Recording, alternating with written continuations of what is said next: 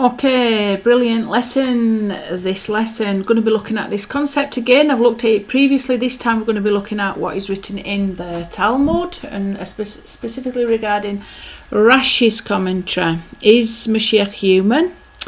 Yosef and the famine of knowledge. So let's go and have a look where Sar Apis is likened to Yosef in the Talmud. Just bring myself up. Okay, shalom. So this is where we find the concept of Sar Apis mentioned in Talmud. It's in Avodah Zarah 43a, section 5. It says, Rava said the entire statement of Rav Sheshet is referring to a case where one finds vessels with these figures, and the middle clause is in accordance with the opinion of Rabbi Yehuda, as it is taught in the Bereta that Rabbi Yehuda adds to the list of forbidden figures even a figure of a nursing woman and Sar Apis. Sar Apis is an Egyptian god that's an amalgamation of Apis, the bull god, and Osiris. Okay, so like one of the chief gods of Egypt. So it's an amalgamation. In Egyptian, it's called Osiris. So Sar Apis is the Greco name for Osiris. The figure of a nursing woman, and both those gods are associated with Yosef. In fact, the god Osiris began in the 18th dynasty, in Egypt, and this was the exact time when, if you take the dates back, Yosef would have been in Egypt. So there's a big connection between the formation of this amalgamated god Osiris and Yosef actually being, according to the biblical dates, in Egypt at that time. So Sar Apis, the figure of a nursing woman, is worshipped as it symbolises Eve, who nurses the entire world. The figure of Sar Apis is worshipped as it symbolises Yosef, who ruled over, who was Sar, and appeased Memphis, the entire world, by distributing food for the 7 years of famine. See Genesis chapter 41. So this word appeased, the Memphis part of Sar Apis, in the Talmud, this represents Memphis, appeasement, the prince who appeased the entire world. But the figure of Sar Apis is forbidden only when it is holding a dry measure and measuring with it. And the figure of a nursing woman is forbidden only when she is holding a child and nursing it. And that's taken from Sefaria.org. So there's loads of very interesting concepts hidden in this Avodah Zarah 43a, because there's supposed to be no images of Adam, man, and yet we find in some cases how the figure of Sar Apis is permissible if it's not holding a dry measure and measuring with it, whatever that symbolises. It's to do with the wheat and measuring wheat in some way. It's usually found on his head. But it's a permitted figure if it doesn't have this dry measure and is measuring with it. And as we can see, this figure, Sar Apis, this Greek god, Greek god based on an Egyptian god that is based on Yosef, is a permitted figure. Why? If figures of Adam are not permitted, then does this mean that somehow Yosef is non-human? Okay. It's worth considering. So let's just go and have a look at some other aspects. This is the Rashi commentary based on what we've just read. So I'm just going to go through some sections of it because it's very interesting. It talks about some really mega concepts that we need to be aware of now. Given the fact that there's an association with Yosef, there's association with Yosef to Mashiach ben Yosef, who is Yeshua. Okay, so the first comment of Rashi is about breastfeeding. It's talking about the woman breastfeeding her son is a forbidden image. Okay, so if this woman of Eve, the breastfeeding woman that represents Eve, which can be associated in a lot of ways with Mary, Miriam, the mother of Yeshua, if she's actually breastfeeding her son, then it's a forbidden image. So can we assume that all the other images of Eve are not? Okay, so this is in massive implications when we're talking about all the images and supposed idols to be found within the Catholic Church and Christianity. Sar Apis. Sar, we're on the next line down here. Now we're reading here. Sar Apis. Shesar, it says that the forbidden was made a prince. The Sar, Shinresh, which Shinresh is Sar, as in Sar Apis. Okay, the prince that appeases, if you like. Yosef was a prince, but there's a play on words, if you like. It's using the letter samech instead of the letter shin. That is the normal word in Torah used for prince. So when you use the samech, the samech resh means forbidden. Okay, so that was forbidden was made prince. Shesar was made Shinresh, prince. So again we can see with Yosef, he was dressed up as Pharaoh in Pharaoh's court. He looked completely forbidden, but we know hidden under that was a true prince, Yosef. Okay, so he was made a prince, and this is referred to Sar Apis. Shesar was made Shinresh. The Samech Resh was made into the Shin Resh, the prince. And then this is where it gets really interesting, because this is where it's very relevant for today. It says, and appeased the world in 2 famines. So we go back to Avodah Zarah 43, and it talks about him appeasing the world because he provided food when there was the famine. He made provision for that famine, and then he was able to appease all those people during the famine, including his own family. Bnei Yisrael came down into Egypt for that reason. So in 2 famines, 1 food and 1 knowledge. So we've got it up here. He appeased the whole world. He appeased the whole world in 2 famines. And he appeased with food, and the same he appeased with his knowledge. Okay, so this is where it gets really interesting, because we're in a famine of knowledge now. Since the 7th of October, specifically last year, we saw a massive rise in the famine of knowledge when the whole world is parading around in support of Hamas. The very reason why we flooded the entire earth in the days of Noah. So I've talked about this whole concept of Hamas before and the severity of it, and you can go watch some of the videos that I've done on the Islamic resistance movement and things like that to show that it's a really, really powerful evil that's connected to the whole concept of Lilith, the fallen female.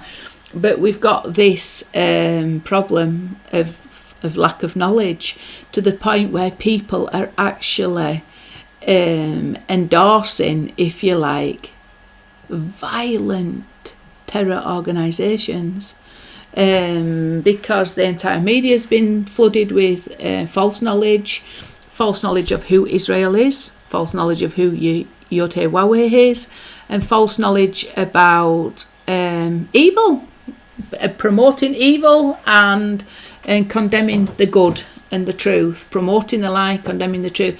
The whole world is filled with a lack of knowledge. We're starving for true knowledge. This is also what we made apparent during COVID. Nobody knew anything because we were just continually fed with lies, and it was very difficult to discern truth from lie. You know, it really did undermine your ability to reason and rationalise and know for sure what was going on. The lies were so powerful and prevalent and coming from every possible source of communication to us and influence to us. Very difficult to know, well, what is the truth in all this? We had a definite lack of knowledge, lack of scientific knowledge, lack of honesty and integrity. So we just got fed anything that they wanted to feed us, and then we were making decisions based on that false knowledge. So Yosef has got the capacity to appease the whole world with his knowledge. What is that knowledge then? That knowledge is a revelation of the name of Yod-Heh-Wah-Weh as revealed at the upper 13 attributes of mercy as revealed in the book of Micah, which we talk about all the time. Micah chapter 7. It's the knowledge of the name of Yahuwah, Yod-Heh-Wah-Weh, above the letter of the Torah.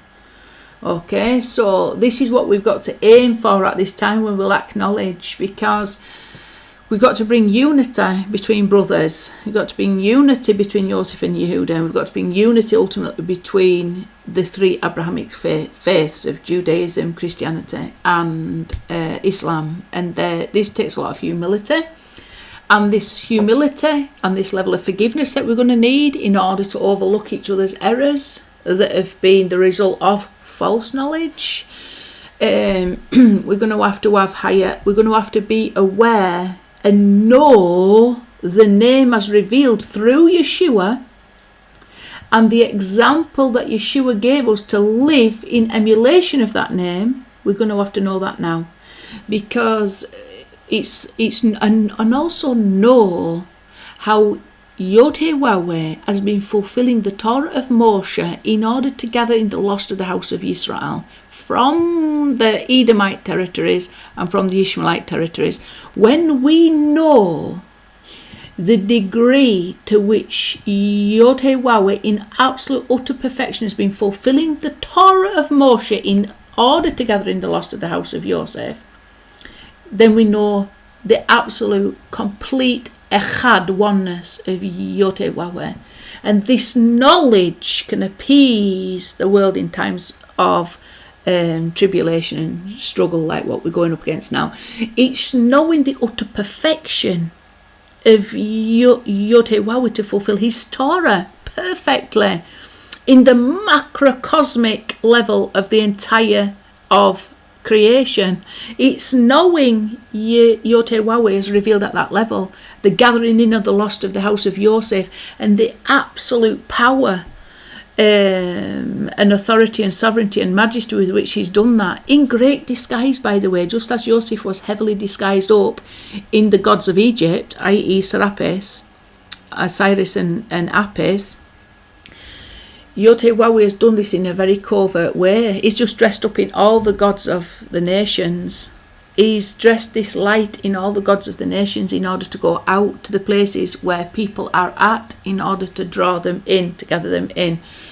When we can understand how Yod-Heh-Wah-Weh has used Christianity, even Roman Catholicism, he's used Islam, and how he has, in doing so, filled the whole world through an awareness of one true God and an awareness of oneness, and filled the whole world full of good deeds, by the way. I mean, literally, the Christians went into the most pagan, animistic, cannibalistic territories in the entire of the four corners of the world to get out those that are lost, and also to convert the people there, and also to bring in, to usher in technology and health and education. It's okay us now pointing the finger at all the bad that went on, but we can't forget all the good. This world is filled full of good works on account of those people that took up the mission to spread that good news and glad tidings and take that out to the darkest corners of the world, and to gather in those that were lost, i.e. totally cut off from any concept of Yod-Heh-Wah-Weh whatsoever, any concept of holiness whatsoever. It was all done in disguise, obviously, disguised in the garments of Rome, but it was all done in a very hidden way to get that name out, to reveal the name of Yod-Heh-Wah-Weh in all the darkest corners to the most exiled people possible, literal cannibals, literal tribal people, believing in animism, all kinds of shamanism, paganism, completely cut off from the concept of the one true God, the God of Abraham, Yitzhak and Yaakov. So they have been gathered in, and the miraculous way in which this has occurred, and how the seed of Israel has been filling the whole world up, and also how faithful Yod-Heh-Wah is to Yosef, to gathering him in through Yeshua. And likewise, what Yod-Heh-Wah has been doing through Islam also is to gather in the lost house of Yosef to be found in Ishmaelite territories such as the Pashtuns and the Taliban and many other lost house of Yosef within Muslim territories. When we can see what Yod-Heh-Wah has done in this world throughout the last 2,000 years and how he has transformed it from darkness into light, then we will have some assurance of his absolute sovereignty. Man cannot defeat the will of Yod-Heh-Wah to fulfill his Torah perfectly and to fulfill his will perfectly, which is to reveal his oneness. And what is his oneness? His absolute sovereignty and authority, and that he is the only power. And he is the only power, because it looks like a lot of evil has taken dominion in this world for the last 2,000 years, but this is not the truth. When you peel the layers of concealment back and see what has been happening in a very hidden way, this is the knowledge we need now. We need to see the hidden way that Yod-Heh-Wah has been working for 2,000 years. It's what gives us that assurance to cope with what's going on now, and to know that, well, whatever is bubbling around on the surface, guess what, is going on in a hidden way. Only Yod-Heh-Wah fulfilling his plan. There is nothing else except him. He does it in a very hidden way. So he chooses the evil free choice of men as his cover. Everything has got an ultimate good purpose. Right, so this point here now is the part of Adam was forbidden by Rabbi Yehuda. Does this indicate that Yosef, through appeasing the world through the knowledge of Yod-Heh-Wah, was not human, i.e. the Pauline cosmic Christ? So there is obviously Yeshua, who came as a living example in a human form, as one who perfectly emulated the name of Yod-Heh-Wah, i.e. that's why he says, you won't see me again until you say Baruch haba b'shem Yehuwah, Baruch haba b'shem Yod-Heh-Wah, Baruch haba b'shem Hashem, Baruch haba b'shem Adonai. Whichever way you choose to say it, blessed is he who comes in the name of Yod-Heh-Wah with the tetragrammaton. Okay, and that means one who perfectly emulates the attributes of Yod-Heh-Wah and his oneness. There's an aspect of oneness about him. So there's a living human example, Yeshua HaMashiach, Yeshua HaNotzri. But then there's the force, the hidden force, the Holy Yechida, that through 2,000 years has been touching the souls of those who are lost and illuminating their souls with the truth of what Yahuwah has provided in terms of salvation through Yeshua HaMashiach. Okay, what Yod-Heh-Wah has provided through Yeshua in terms of salvation, i.e. redemption from those places of darkness and brought near to that light. So there's two aspects, isn't there? There's the cosmic level of the Holy Yechida, the soul level of Mashiach ben Yosef, the light of Mashiach ben Yosef, that has been the medium, if you like, through which Yod-Heh-Wah has gone out into the nations and gathered in the lost of the house of Israel. Part of the cover of this incredible phenomena is the story of Yeshua HaMashiach. Okay, so it's contained within a story, but it's not just a story of a man who was human. It's this entire cosmic phenomena, the soul of the Mashiach, that is in a very hidden and secret way reaching the souls of the lost of the house of Yosef, and awakening them up and touching them and bringing them to life and causing them to be born again and bestowing upon them the Ruach HaKodesh, the Holy Spirit. You're totally transforming their reality from darkness to light, from death to life, to gather in those and bring them back into the fold, into the sheepfold, into Bnei Yisrael, to be part of the children of Israel, bring them back into nearness to Yod-Heh-Wah himself through Yeshua.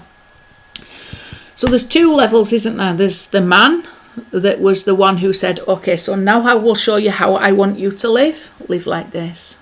live like I live, be like I am perfect. Okay, but then there's the phenomena of the soul of Mashiach once he's died and risen and then come down into this exile with us at the soul level to redeem us. So the fact that we can make an image of him is indicating that there's something non-human about him. We know that he was in a human form. Okay, maybe this is the image that's not permitted, the one that measures the wheat with a wheat measure.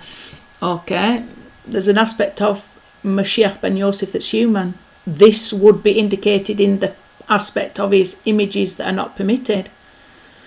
The measured finite form of Yeshua, the measured finite human form of Yeshua is not permitted. But all other images of Imam, maybe because all other images is somehow representing his soul level.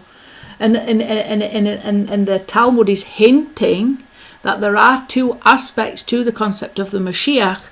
There's the Mashiach soul when he was embodied in a man, that he was truly human, but then there's this whole other revelation of Mashiach that's cosmic, that's more in line with Paul's teaching of this cosmic Christ, cosmic Mashiach, and both of those aspects of Mashiach are in one way or another subject to false knowledge. Okay, they're subject to the concealment, because they both constitute light, i.e. one is the human that perfectly shows us how to imitate the name of Yotewahwe, and one is the soul of Mashiach ben Yosef that is one with Yotewahwe, but not absolutely one, as I've talked about many times. So we've got these two aspects of Mashiach that we've got to be very familiar with. One human, one what you would call divine. There's a divine aspect to the soul of Mashiach ben Yosef because it's one with the name of Yotewahwe at the level of Keter. Okay, so I've talked about that. Are we saying that Jesus is God? No, we're not. But we're saying there is a oneness in the soul of Mashiach ben Yosef and the name of Yotewahwe as revealed at the level of Keter that we as humans cannot discern the difference. So when it's so when we see Yotewahwe emulating the name, when we see Yeshua emulating the name of Yotewahwe in a human form, i.e. through the life of Yeshua HaNotzri, we are seeing in human form the Father, if you like, or the name of Yotewahwe incarnate. Okay, but it doesn't mean to say he is God himself. He is just showing us what a human perfectly emulating the attributes of Yotewahwe looks like. Okay, and this same phenomena, same soul, divested of the finite human body, is what is bringing us back to that emulation. The power to emulate the good attributes of the name of Yotewahwe, the 13 attributes of mercy at the level of Keter. So this is knowledge. This is knowledge. This is knowledge we need now. It says here, and holding a dry measure and measuring, forbidden upon the name of Yosef, except the face of Adam alone permitted. There seems to be a wordplay here between the word Sar connected to forbidden and Sar connected to permitted. So Sar can also mean forbidden. Samech Resh can mean forbidden, and Shin Resh, prince, can mean permitted. We're in a situation where it's very difficult to sometimes distinguish what aspects of Mashiach ben Yosef are permitted and what are forbidden. There seems to be a very, very, very fine line at times. The knowledge is so precise, and it's only through the experience of the reality of living like Yeshua HaMashiach do we come close to that perfect knowledge of Yotewahwe. We've got to be really living on a knife edge. We've got to be really doing what he asked us to do, and through that we gain much clearer knowledge of Yod-Heh-Wah-Weh and what the Mashiach is actually all about. So sometimes there is this very fine line between forbidden and permitted. It seems you're so close to idol worship. You're so close to getting it wrong. Why? Why are we so close? Because of the proximity of the soul of Mashiach ben Yosef to a revelation of the name of Yod-Heh-Wah-Weh, to the point where we can't humanly discern the difference. We simply have to get close enough not to burn, but close enough to perceive that reality in depth, and restore our knowledge. We've got to restore our knowledge. It's like almost flying into the sun. You've got to be careful that this doesn't cost you your life, i.e. it doesn't kill you spiritually through bad, false knowledge. But you've got to get very close. You've got to run the gauntlet, as they say, with it. And there is a very fine line between Sar and permitted and forbidden, to the point where you've almost got to hold the two opposites between the permitted and the forbidden. Somewhere between those two opposites, there is a revelation of Yod-Heh-Wah-Weh, because he says he dwells between two opposites. So one without the other, without knowing what is forbidden and without knowing what is permitted regarding the concept of Mashiach ben Yosef, you won't ever reveal the name of Yod-Heh-Wah-Weh, who dwells somewhere between those opposites. And that's a common theme as well. This is why you're living on the knife edge all the time, because people swing left and right, and the Torah is about walking on the central middle path, and it's a narrow path at times, very narrow in instances like this.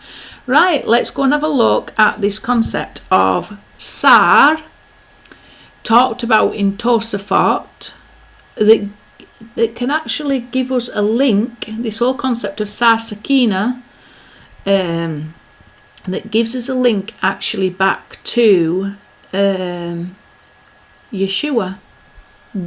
In an heretical way, it gives us a link back, but there is definite link. This is commentary on Tosafot. Because there was no grain, and let's have a look. So this concept of because there was no grain to be found, and talks about this Sar Sakina, which is the Lashon of Sar, and then it gives you a Talmudic reference. Okay, I've actually had to translate this as best as I can because I couldn't find any English translation, and I'm not up on Aramaic. But it's something like, because we told him to look carefully because there was no grain. So this is obviously connected in some way to Yosef. There was no grain. However, it could be that there's no oral Torah in a way, or there's no, because the tree of knowledge, for example, which is the Mishnah, they're called masters of wheat. So what can that mean? It could possibly be an indication, the fact that the whole concept of Yeshua, the truth regarding Yeshua, has been completely removed from the oral tradition, the Talmud, and instead there have been these lies put in. And this is indicated in the gematria that we're going to look at today regarding Sar Apis and his appeasement.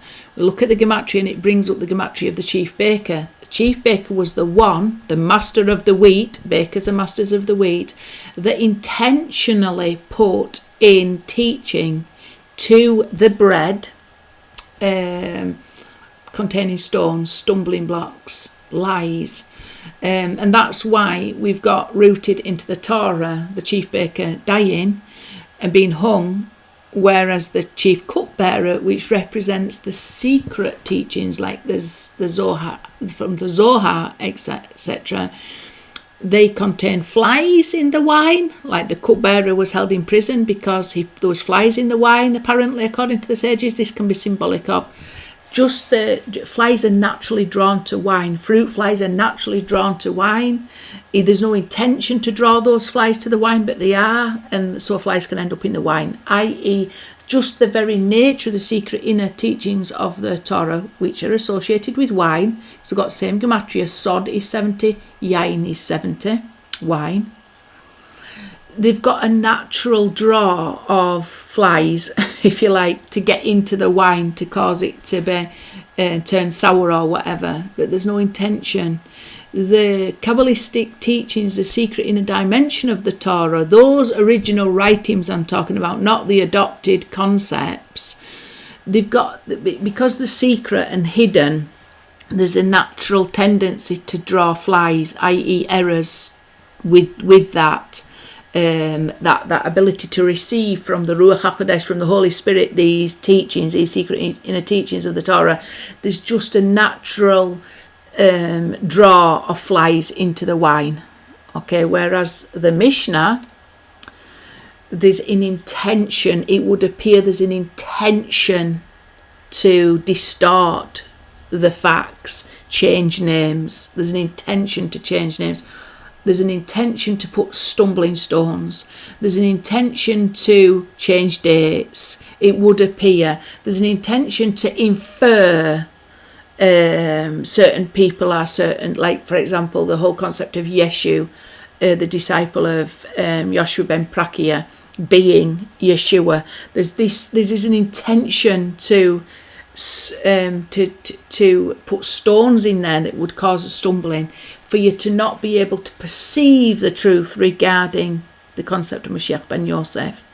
Whereas the cupbearer, the secret teachings to be found like in the Zohar, the esoteric teachings within Judaism, have got the potential to reveal the true knowledge of Yosef, Mashiach ben Yosef, and therefore through that true knowledge of Yod Heh Wawi, which is what we need now. So when it says there's no grain, and it's associated with this whole concept of Sar Apis, I'm just wondering, is that's maybe a good thing? Just like the chief baker had to be hung. You know, at some point you've got to recognise, oh, by the way, these teachings have got stones in them that are doing more harm than good.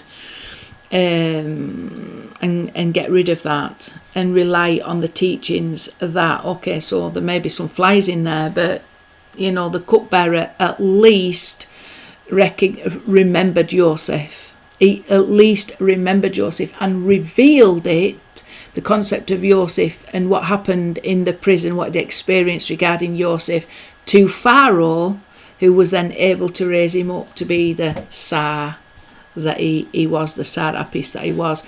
So there's all kinds of mysteries involved in that, and I think that the fact that there's no grain is, sometimes you need to get that out of the picture and just focus on what's going on between Yosef, Pharaoh and the cupbearer. Put an end to the chief baker, the one that causes stumbling stones that break your teeth, basically. So then here we've got this mention of but we found lots Sar Sakina. Now Sar Sakina is from a portion of the Talmud Chulen Yod Chet, so 18, and then it mentions Lashon Sar, the language of Sar. Okay, so let's just go and have a look at this particular Talmud part, because again there's links to the concept of Yosef here. It says, apropos the obligation to show the knife to the Torah scholar, Rav Huna says the slaughterer who did not present Sar, so Sar can mean to present, the knife, the Sechina, before a Torah scholar, we ostracize him. Rav Huna says we remove him from his position as a slaughterer, as a butcher, and we proclaim about meat from an animal that he slaughtered, that it is treifa. Okay, so Yosef was called treif Yosef. Surely torn is Yosef, but was he? Okay, so we see this concept of treifa and this slaughterer called the Sar Sakina. that somehow we're told through this Tosafot is connected to this whole concept of Sar Apis, which we know is Yosef. So what are the connections then? Is Yosef treif?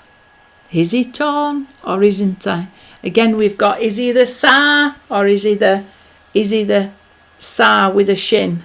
You know, somewhere between these concepts, somewhere where we're wrestling to try and clarify and distinguish between permitted and unpermitted, we will find the revelation of Yotei Wawhe. Okay, and we'll recognise that both of those are necessary. Why are they necessary? Because you see, the battle to reveal that central narrow path between the permitted and the unpermitted is a battle between Satan himself, between the concealment, between the lies, between the work of the chief baker and the life of the cupbearer.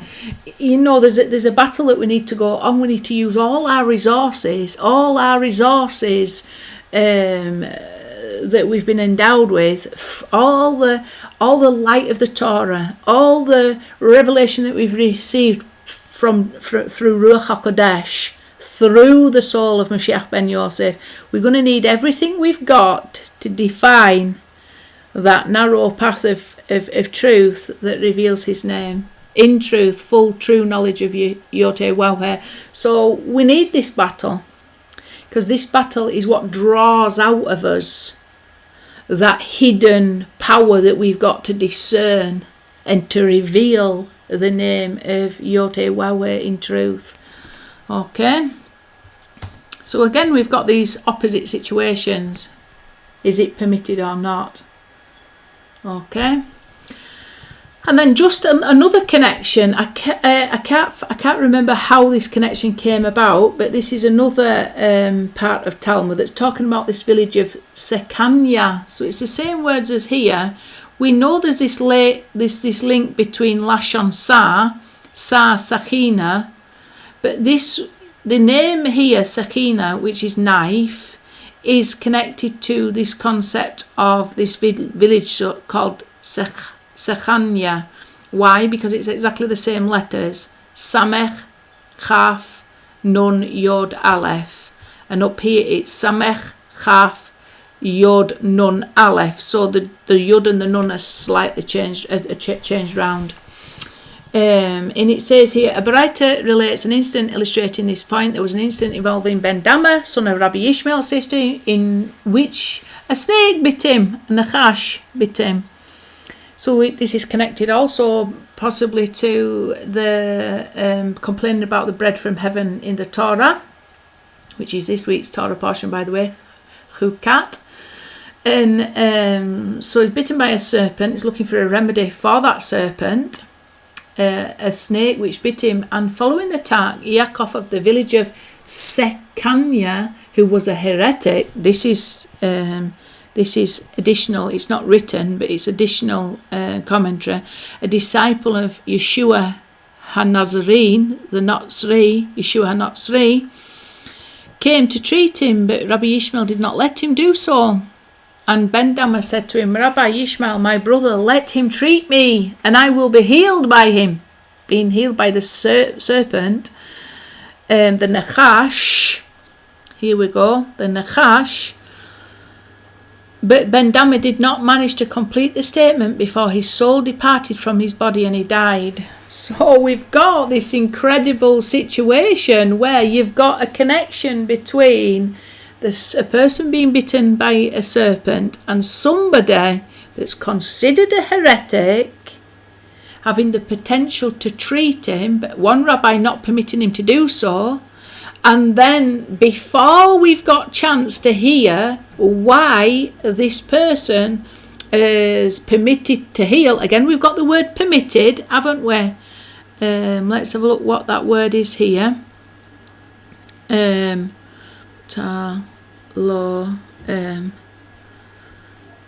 I'm not that brilliant at Aramaic, but anyway, we've got the situation. Is it permitted? Is it not? Well, we don't find out because the man dies before he's able to get treated. It wouldn't look like Rabbi Ishmael would let him do so anyway. But Ben Dama, which means son of blood, I do believe, or it's connected to the whole concept of dam, isn't it? Blood. He's wanting to be healed of this snake bite, healed of this poison, healed of this false knowledge. And he's bringing somebody who's considered an heretic, a disciple of Yeshua HaNatzri, to treat him. But there's an opposition to that. So as we can see, is it permitted or not? Is it permitted or not? We don't even get to find out. Again, so we've got those two opposites, haven't we? We've got evidence to suggest, but it's concealed from us that there's something permitted about this whole getting healed by Jesus, the disciple of Jesus, the Nazarene. Yet we've got, well, is it permitted? Because Rabbi Ishmael don't seem to agree.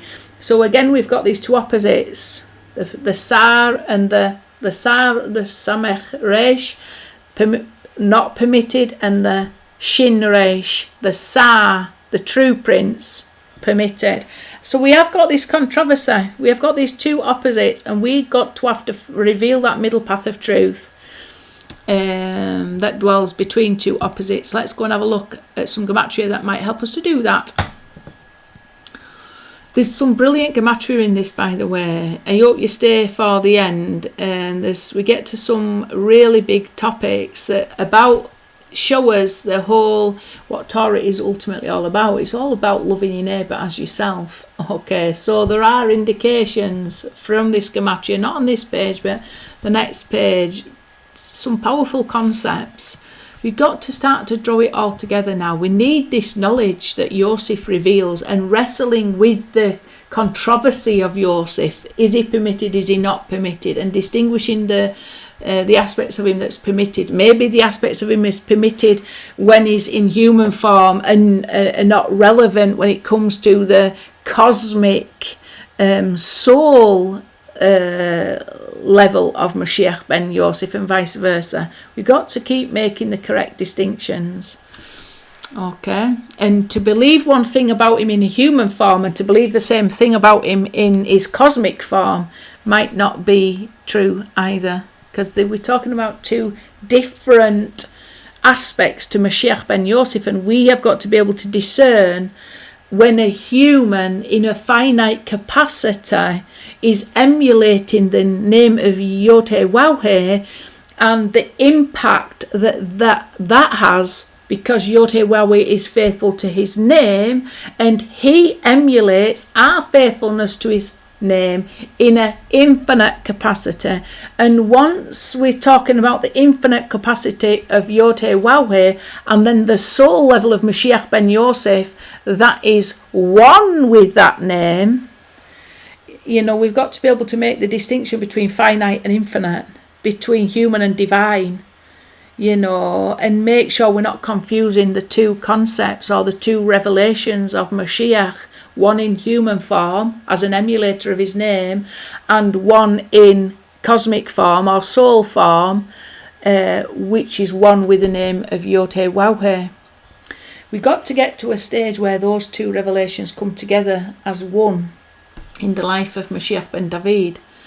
Because he represents the vessel and the soul come together as one. The perfected vessel and the perfected soul come together as one. And this is where we're heading.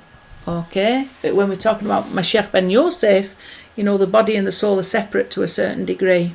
It's only in David where you get that unity between heaven and earth. And the soul level of Mashiach ben David is less than the soul level of Mashiach ben Yosef, because he's united with the body. The heaven and earth is united as one. But it's the unity between heaven and earth that make Mashiach ben David greater than Mashiach ben Yosef, which is really which in a lot of ways is a much more spiritual level of reality. It's not fully integrated into the vessel that is our body. because our body, our temple is not built to contain the revelation of Yod-Heh-Wah-Weh. We first have to build the vessel up to contain the revelation of the name of Yod-Heh-Wah-Weh, just as the temple has got to be built by Yod-Heh-Wah-Weh, as the builders build in vain. So this is the whole concept of Mashiach ben David, raising up the fallen booth of David. So this is the gematria, lots in there. I will point out, however, that one of the fillings comes to the filling at the level of Atziluth, where the in this case it would be the Vav that is filled with a Yod. It comes to 1,313. 1,313 is 101 times 13. It's Michael, the advocate of Israel, the one that is petitioning for the good, the advocate rather than the accuser, is connected to Sar Apis, and who ruled over was the Sar and appeased Memphis, which we've just read from Avodah Zarah 43a, I do believe. So we got to connect to that aspect of Yosef, who's an advocate for all of Israel, not just Yehuda, all of Israel, all the tribes of Israel. We don't need replacement theology from the church. We don't need replacement theology from Judaism. We don't need replacement theology from Islam. We need unity. We need the truth. There's more than one tribe. That's the truth. There is the lost house of Yosef. That's the truth. The church did not replace Yehuda. Yehuda did not replace Yosef. That's the truth. We're going to have to come to terms with it. Michael is the advocate of all of Israel. That's the truth. Okay, so we've got up here who ruled over. It's got a regular and ordinal. When added together, come to 876, which is the Mispah Gadol of Yosef, when Peh is 800. So Peh, Samech, Vav, Yod, 866 and 10 is 876. So the exact regular and ordinal of this one up here. So we know it's talking about Yosef. Okay. And then we've got this, which is very interesting, isn't it? Because we've got Shammai, who was the Av Beth Din at the time of Yeshua. In AD 33, Shammai was taken out as Av Beth Din. The house of Shammai replaced him. Shimon ben Hillel was the Nasai, wholly opposite Shammai at that time. Between these wholly opposites of the Nasai and the Av Beth Din, they are wholly opposite. They had to remain in a position of opposition in order to be able to hold those offices. They had to be opposite one another. Holy Zugoth, holy couples, opposite, so that the name of Yod-Heh-Wah could dwell between the two opposites. So Shammai was the Av Beth Din, the father of the house of judgment, the head of the 70 elders. The Nasai was the 71st, the head of all the 70. Okay, the president of the Sanhedrin. So Shammai, probably not a real name, probably an anagram for the 70 elders of men of Israel, which he was. He was the Av Beth Din. In AD 30, stopped being the Av Beth Din. In AD 30, Yeshua was crucified. In AD 30, Shimon ben Kepha supposedly went to become the Pope in Rome. In AD 30, Shimon ben Hillel stopped being Nasai. Lots happened in AD 30. Very significant time. And from there, we've got the house of Israel is going into the camp of Yosef and the camp of Yehuda. A split really from about that date. It took a while for the separation to be completely defined. So if we take the square ordinal, add it to the ordinal of Shammai, and Shammai, by the way, ordinal is Adam, man, it comes to 756, which is here. So we know Shammai is very much connected, and I've said this before. I used to believe either Shammai or Shimon ben Hillel was the Mashiach. Now I believe those two are wholly opposite, produced Yeshua HaNotzri, who was the one who emulated his name. You couldn't have, without Shammai and Shimon ben Hillel, there is no middle path. Without the two opposites, there is no middle path. Okay, without the permissible and the unpermissible, There is no middle path of Yod-Heh-Waw-Heh. So Yeshua was the name, or the one emulating the name, that was revealed as a consequence of those two holy offices being fulfilled by holy people, Shimon ben Hillel and Shammai, whoever Shammai was. This is a code name, it would appear.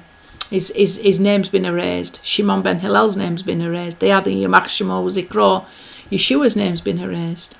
Okay, so all of them's names been erased. Why? And all of that happened in AD 30. Why? You got to have answers for the true reality that we've experienced. You've got to have knowledge of who Shammai is and his role in the matter, because Shammai's coming back with a Mashiach, by the way, and it's his halakha that will rule. We know that through the sages' writing. So if we take that, it comes to 756. It's exactly this number. It's also the square ordinals of da'ath, knowledge. We need true knowledge now. We need the knowledge of Yosef to appease the problems that we're facing, the lack of knowledge that we're facing, because we're bombarded by a lack of knowledge. This is the war of Gog and Magog, by the way.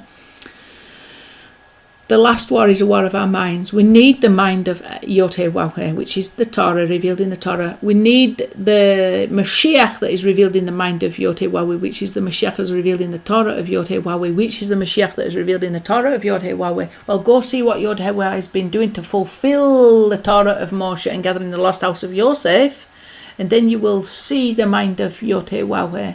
You will see the living Torah throughout the entire 2,000 years of history that we've lived, including where Shammai fits into it, including where Shimon ben Hillel fits into it, including where Yeshua fits into it, including where the Basorot Tovot, the good news, fits into it, including the splitting of the camps, Yehuda and Yosef, and getting scattered to the four corners of the world, how they fit into it, including how Islam fits into it, and including how the rest of the people of the world all fit into it. This is true knowledge.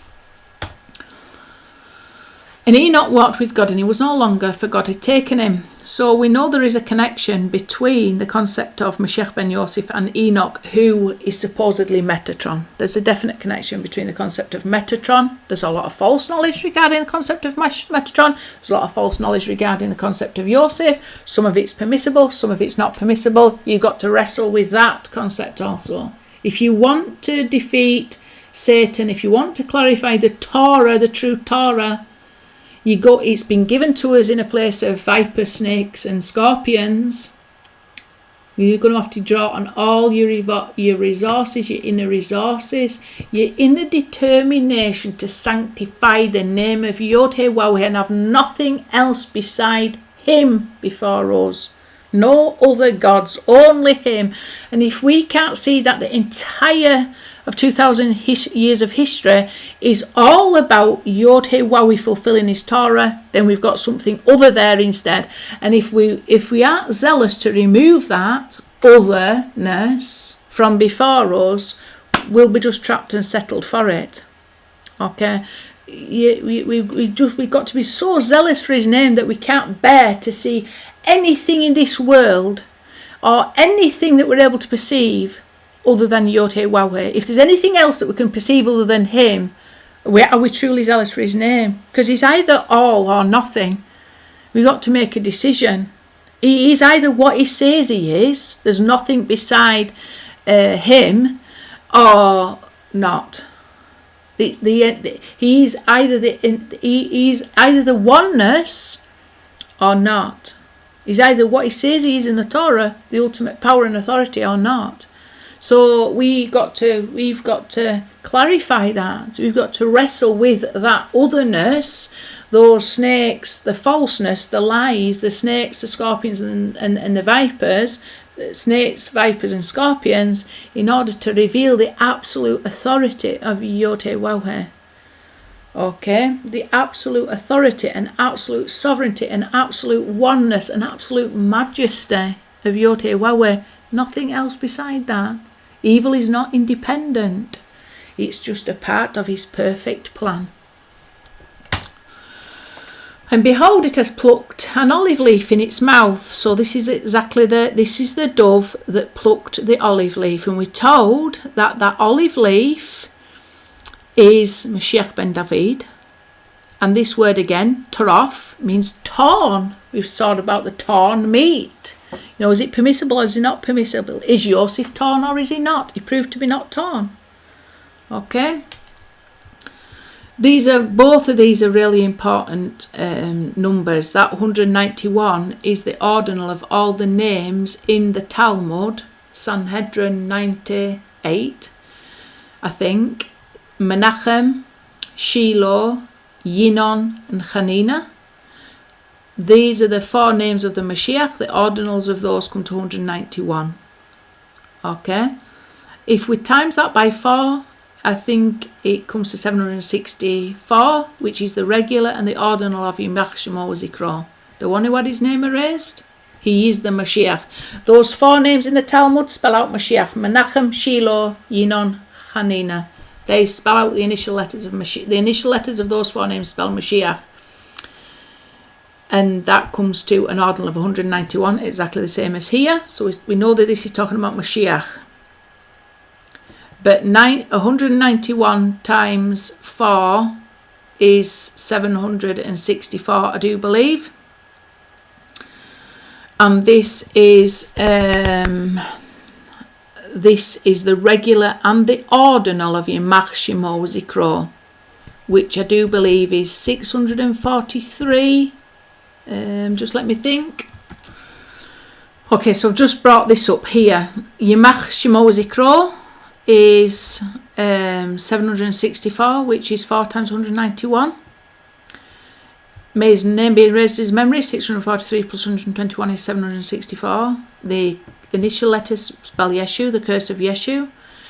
If we take the 643 and take away the curse of Yeshu, we end up with 327. So if we remove the curse from this, what do we end up with? The revelation of Mashiach, which is Mashiach ben David, 82, Mashiach ben Yosef, 116, Mashiach ben Ephraim, 129, comes to 327, which is, I won't go into that.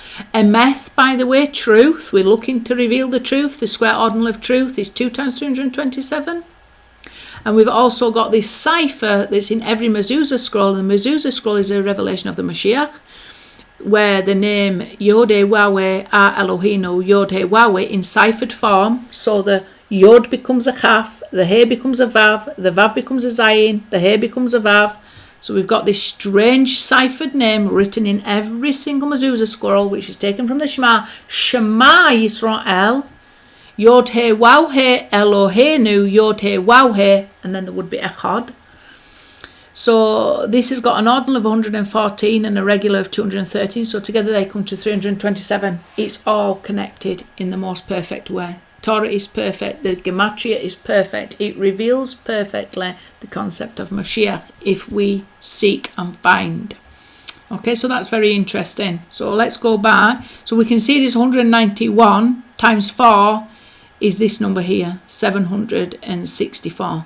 So it's connected. The names of the Mashiach in Talmud to this curse also. Okay, so men of truth who hate, this is an anagram of Nasai. Anshe is an anagram of Nasai. Sane is an anagram of Nasai. So we're talking about Nasai. Shimon ben Hillel was a Nasai of Shammai at the time of Mashiach ben Yosef. Mashiach Yeshua Anotzri was crucified. Why? Okay, what is the role of the Nasai in the revelation of Mashiach? Okay, what's the importance? And men of truth who hate, these are the qualities of those men that become the 70 elders. It's got an atbash of 1313, exactly connected up here. So we know it's connected to the concept of Yosef, who ruled over, who was the prince and who appeased. Olive wood, this is a concept of the cheruvim made of olive wood, 8 says shaman. Okay, so the regular and ordinal come to 1313. Again, we've got to wrestle with the concept of Metatron, because Metatron is very much connected to the cosmic Christ, if you like. There's a lot of false knowledge regarding this, and there's a lot of truth. We've got to wrestle between the light and the truth, the Sheker and the Emeth.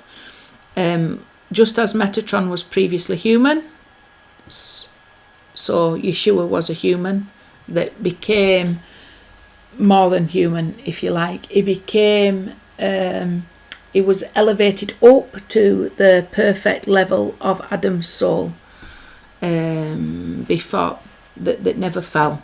I've talked about that a lot.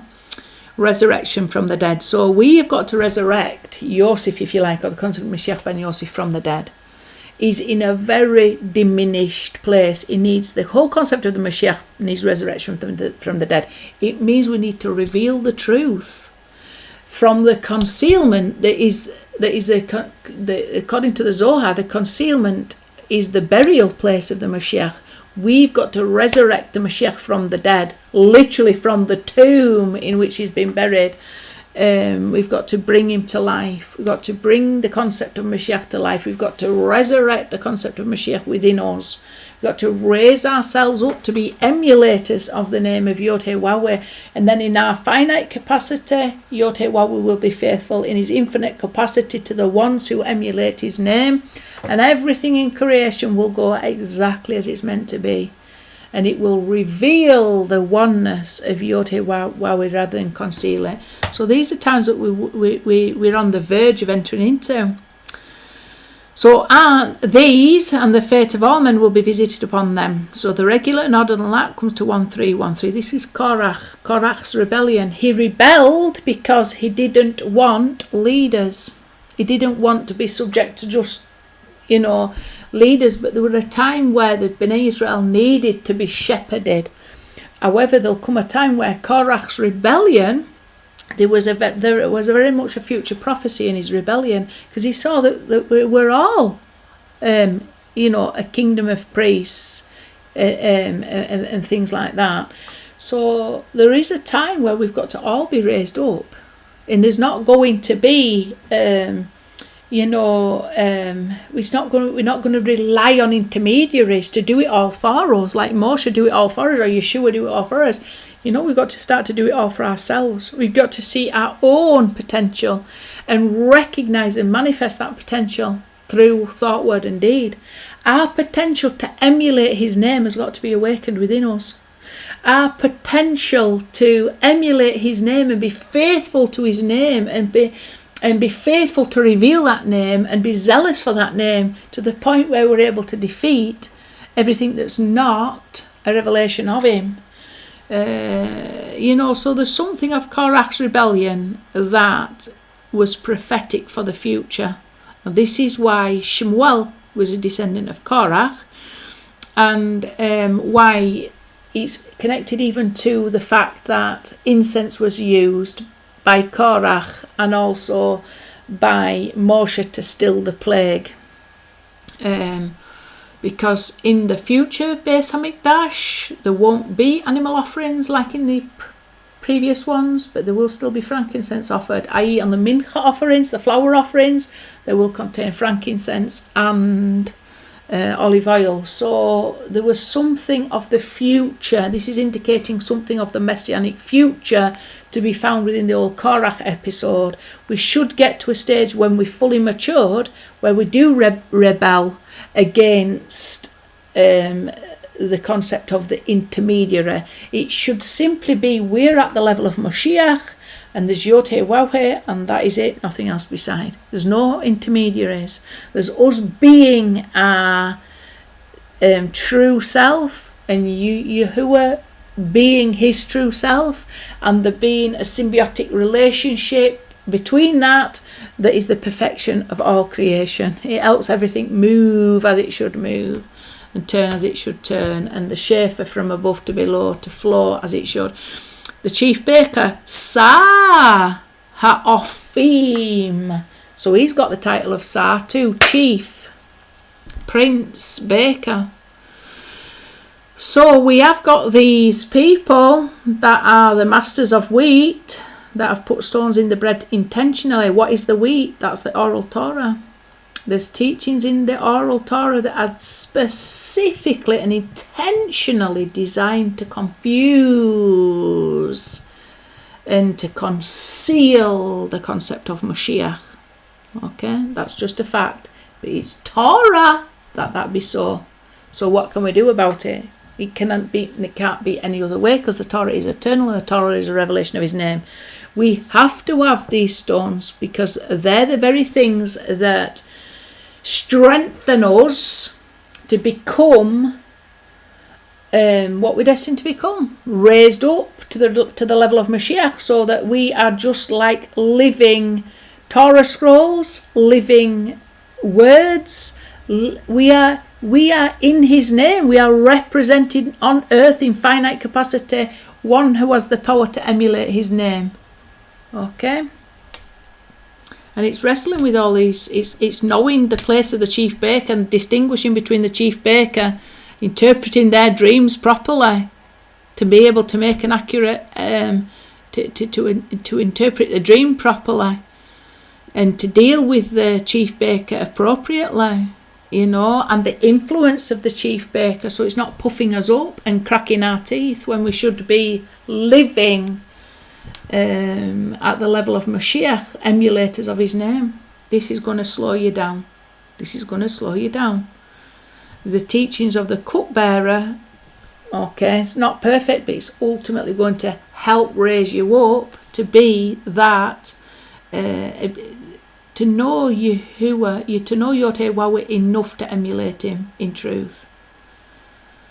And that knowledge of Yod-Heh-Wah is synonymous with knowledge of ourselves, who we are and what our work is to do. This is quite interesting, this concept of Shechem Echad.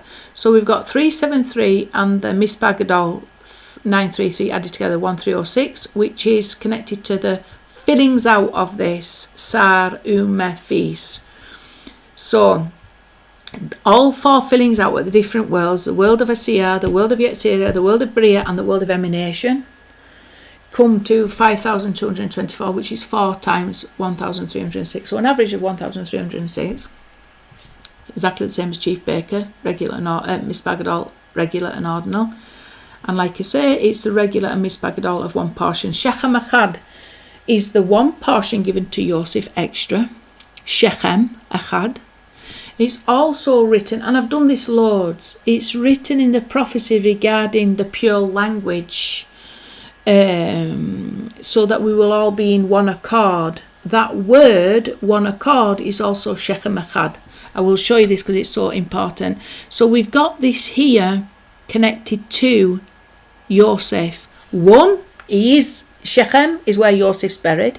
So he's got the Shechem Echad, the one portion where he's buried. And from the burial, we've got to create the revelation. The burial, we've got to resurrect from the dead. From this one portion, we've got to resurrect from the dead. We can see it's connected to here. Okay, we can see that there's a problem for us that Yosef deals with effectively, and we've got to attain that level of confidence in our interpretation of reality, the dream, this exile that we've been exposed to.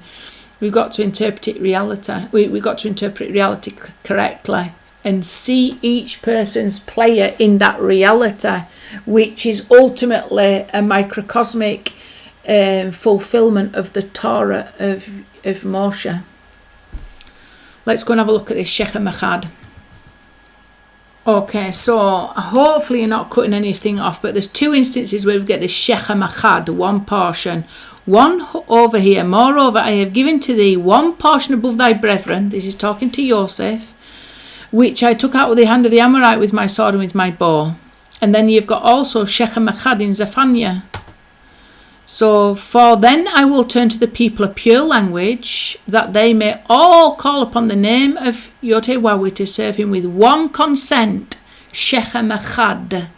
And that language that we've been returned to is Hebrew. Why do we know that? Because in this verse here is one of the only verses, or if not the only verse in the entire of the Tanakh, which contains all 22 Hebrew letters of the alphabet plus all 5 Sophite letters. So you can go through that and find out chapter 8, and it's got all of them in. Both the 22 letters. There's a few verses with all 22 letters in, but I think that's the only one where they've got the 22 letters plus the 5 Sophit, so 27 letters in total. So this Shechem Echad is related to major prophecy for Yosef and major prophecy for the entire, for all people. And I may assemble the kingdoms to pour upon them mine indicate. All right, okay. So it says, then I will turn to the people a pure language, that they may all call upon the name of Yod-Heh-Wah to serve him with one consent. From beyond the river of Ethiopia, my suppliants, and even daughters of my dispersed shall bring mine offering. Okay, so we'll all be returned to this pure language, Hebrew. It's really wonderful. Okay, so be exceedingly happy, O daughter of Zion, Miss Bagdal 1306. Zion is an appellation for Yosef. Okay, Zion, the Torah shall go forth from Zion. Without the revelation of the Torah of Mashiach ben Yosef, there is no Torah. Because the Torah of Yosef becomes the groom, and the bride becomes the Torah that was received on Sinai. Okay, or the level, the Torah, the level of the name within the letter of the Torah. Mashiach ben Yosef represents the name above the letter of the Torah. You know, and they need to be married together. Without the revelation of the Torah of Yosef, which is the secret and the meaning of the Torah, there is no Peshat. There is no literal interpretation of the Torah. It's in exile. Okay, so basically we don't know Torah. We can't teach that level of Torah without the upper level of Torah to illuminate, because we're lacking wisdom. You shouldn't pass on wisdom until you have full wisdom yourself from a higher level. So nobody can teach Torah until you have the full revelation of the name at the level of Keter, because that's the upper wisdom, that's the upper phase. Without that, what are you teaching? What is the Torah that you're teaching? It's not Torah. You're just teaching things that you know nothing about. You're teaching an empty Torah until it's filled with the true concept of Mashiach ben Yosef. You're not teaching true Torah. The Torah shall go forth from Zion. Zion is an appellation for Yosef. Yosef is the Torah of Moshe. It's married to the Torah of Moshe. It's one Torah. Okay, but without that secret inner meaning of the Torah, without that illumination at that level, then there is no Peshat. There's no literal interpretation without secret interpretation. So be exceedingly happy, O daughter of Zion, Bat Zion, because we're connected to all this. Overcoming the chief baker for a start. That's what you've got without Yosef. You've got the chief baker. You've got the masters of wheat. You're chomping on stones and breaking your teeth, and you're not revealing the true Torah, that is 2,000 years of history, the entire physical reality that is a living, breathing, palpable witness to the oneness of Yod-Heh-Wah. You haven't got that. You've got books that weary the flesh. Okay, there's a big difference. Teliath Yeshu. So these are part of the problem of the chief baker, aren't they? The hanging of Esau, or Teliath Yeshu, Telioth Yeshu, the Toldoth Yeshu. Okay, it comes to let's have a look. It comes to a square ordinal of 1889 and an ordinal of 113, 113. Together they come to 2002. The triangular number is also 1001. Okay, so it's connected up here. The square ordinal and the ordinal come to 2002, exactly the same as Teliath Yeshu. So you see the one who ruled over and appeased is the same one written about in Teliath Yeshu that was lied about by the masters of the wheat, the chief baker. They distorted the entire story of Yosef. Okay. This was written by Rabban Yochanan ben Zakkai. It's written that it's written by Rabban Yochanan ben Zakkai. There's sources for that. Teliath Yeshu, the chief baker, the founder of rabbinical Judaism. You've got to be very careful Obviously, it's a necessary evil. The camps needed split in two, and the thing that kept them apart was the teachings, the misunderstanding of the teachings of the Gospels. Okay, the Gospels were misinterpreted. The Habasarath was misinterpreted, and it was dressed up in Edomite, Greco-Roman, Roman Catholicism, and aspects of idolatry. Okay, but within rabbinical Judaism, that was because you were dealing with like the cupbearer. You're dealing with an extremely esoterical teachings that were revealed, the entire secret dimension, the hidden dimension of the Torah, and it was right at the beginning of 2,000 years. We've had to go through 2,000 years to realise, now we see what's gone on. Now we see what's gone on. Yosef was 2 years in the pit after the cupbearer left. That is synonymous with 2,000 years, because he wasn't quite ready to fulfill his role as the one who would appease.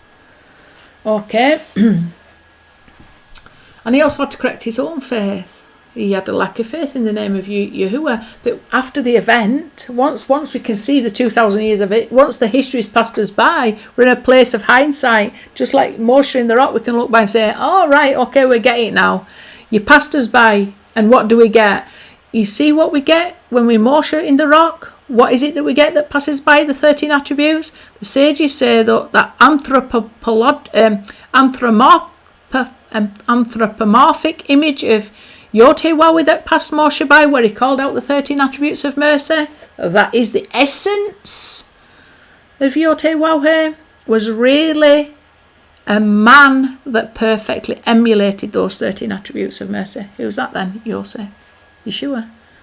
So we have the image of the one that passes by. We can get, okay, 2,000 years, we're in hindsight now. We don't even need prophecy.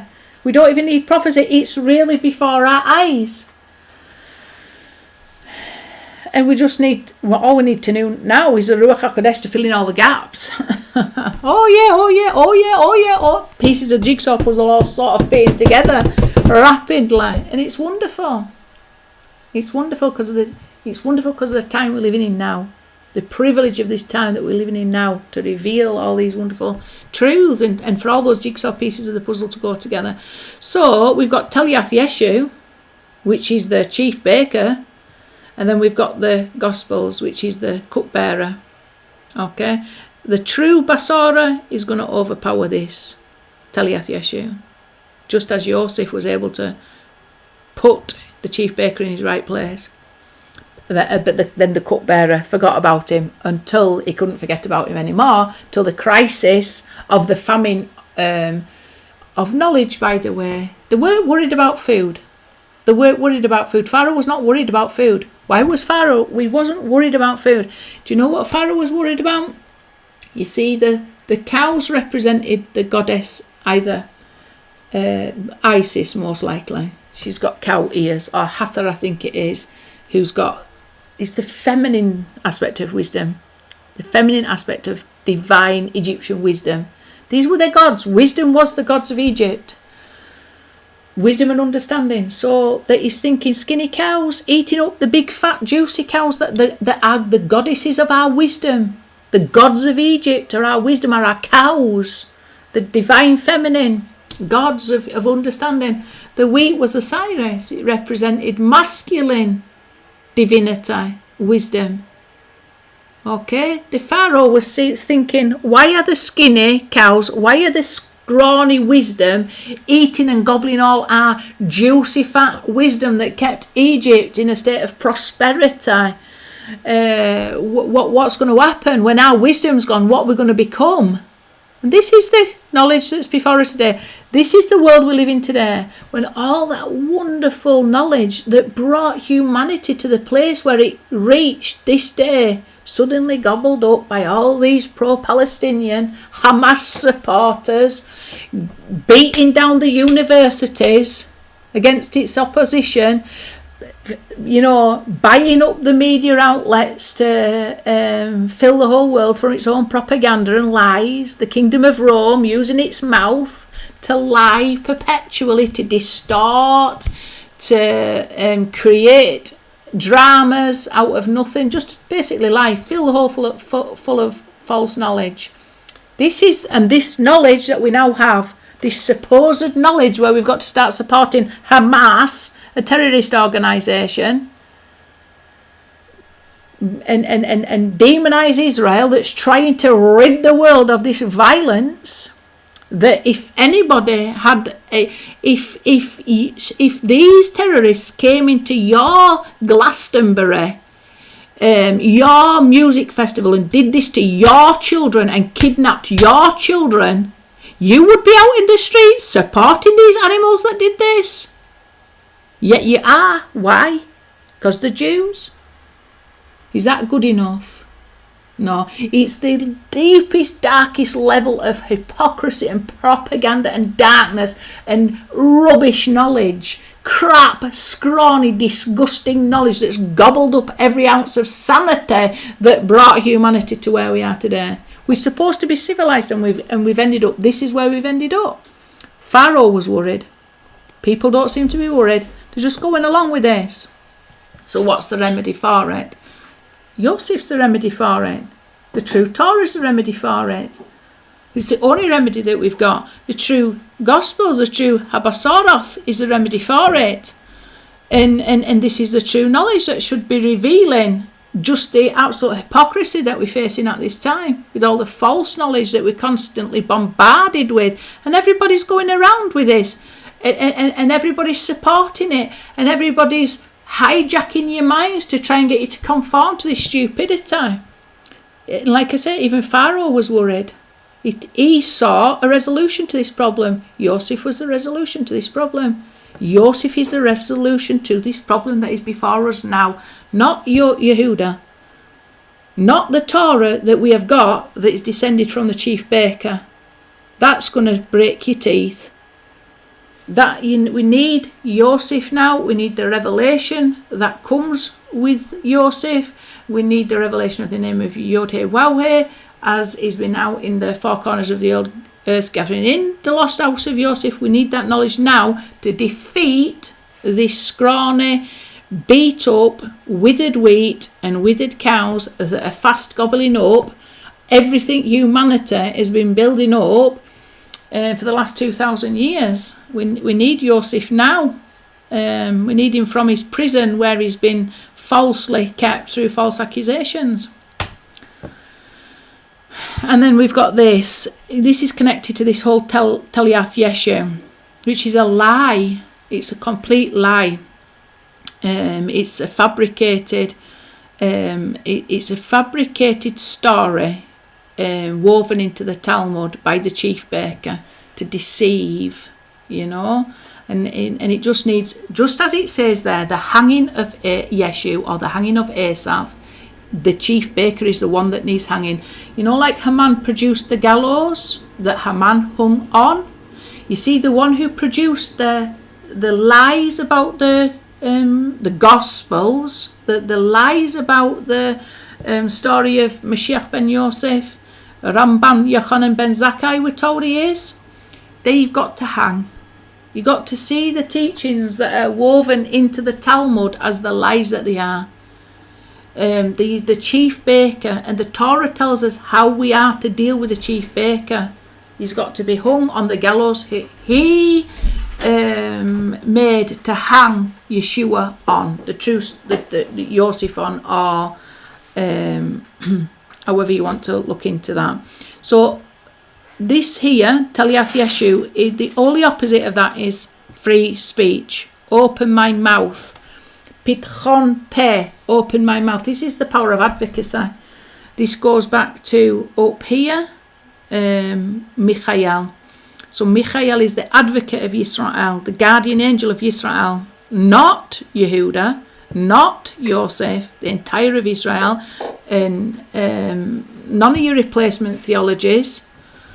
The one who's advocating for all the united Yisrael.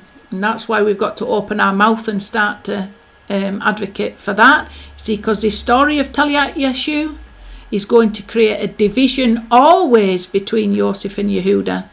So we have no complete whole people of Israel. And also, finally, This is absolutely brilliant, by the way. This goes back to how Shammai became the Nasai.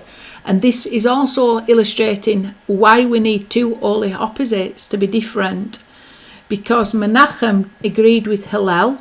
So Menachem, the Essene, departed. And Shammai entered. And that would have been, I think, about BC 20.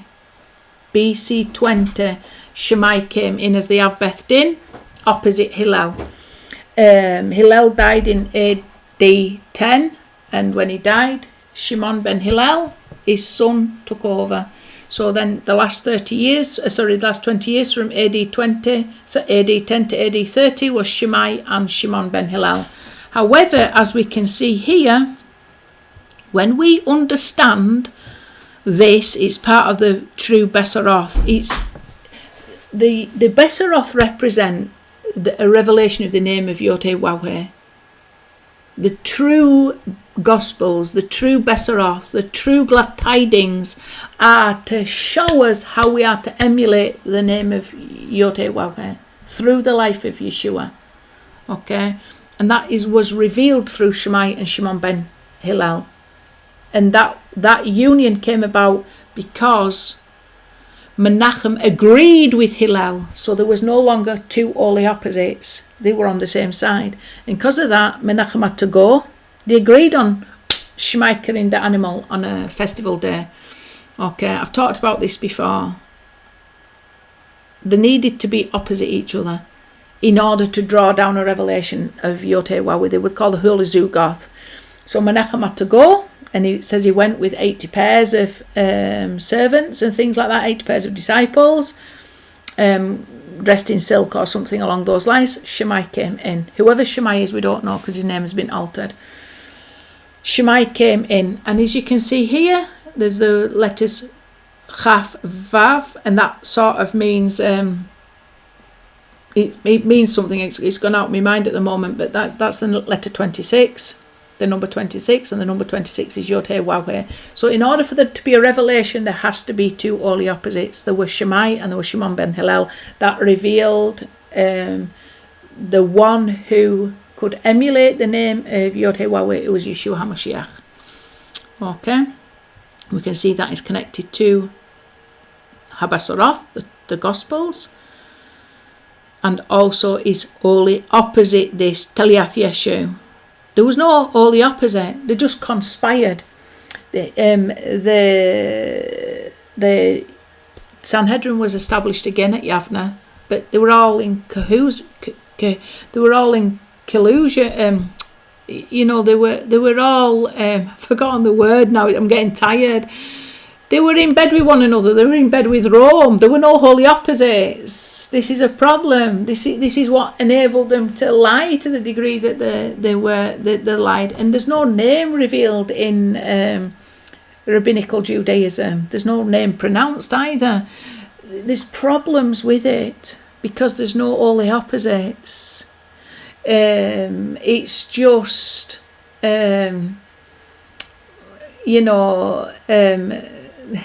they agreed to whatever level of it was just they were basically agreeing to whatever Rome told them to do. That's essentially what happened. Rabban Yochanan ben Zakkai became the head of Yavna because he collaborated with Vespasian, whose son Titus sacked Jerusalem. Okay, so it's another day's story. The origins of rabbinical Judaism are very questionable. We've got to question them now. We've got to see how they're rooted in Torah. How do we see that? Well, they are the chief baker. So the chief baker had to exist in some form or another. But we have to recognise how we deal with that and distinguishing it from the chief, the cupbearer, because those two people have two very different roles when it comes to redemption. Okay. Meditate on it because I'm getting tired now. So these things are, they're worthy of a deep meditation. You shall make 50 golden clasps and you shall fasten the curtains one to another with a clasp. So shall the Mishkan become one.